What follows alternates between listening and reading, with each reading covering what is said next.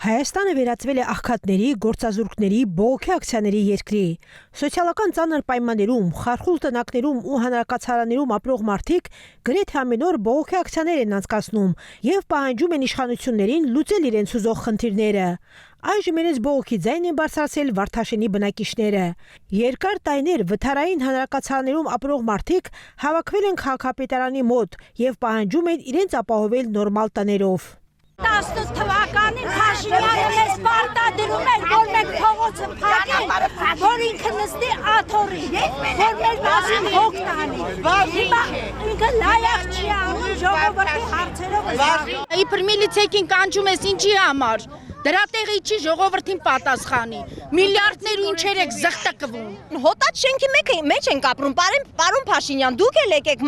տեսեք մեր շենքը, թե ժողովուրդը ինչ վիճակի մեջ են ապրում, դուք ուղղակի չեք պատկերացնում։ Մի օր երկրաշարժ լինելու բոլորը վարի են գնալու, ով է պատասխան տալու։ Զզվացրին իսկականից արդեն։ Այսքան ասպես փափուկ խոսած չի լինում, հնարավոր չի։ Բնակիչները բողոքում են, որ 10 տարուց ավել է, ինչ ապրում են խոնավ ու գորշ պատերի մեջ, անձրևի տակ։ Նման աղետալի պայմաններում են մեծանում նրանց երեխաները։ Տարիներ շարունակ այդ մարդիկ տարբեր դռներ են թակել, սակայն ապարդյուն։ Իրեն ձայնը իշխանություններին հասցնելու համար ակցիայի մասնակիցները ստիպված փակել են ճանապարհը։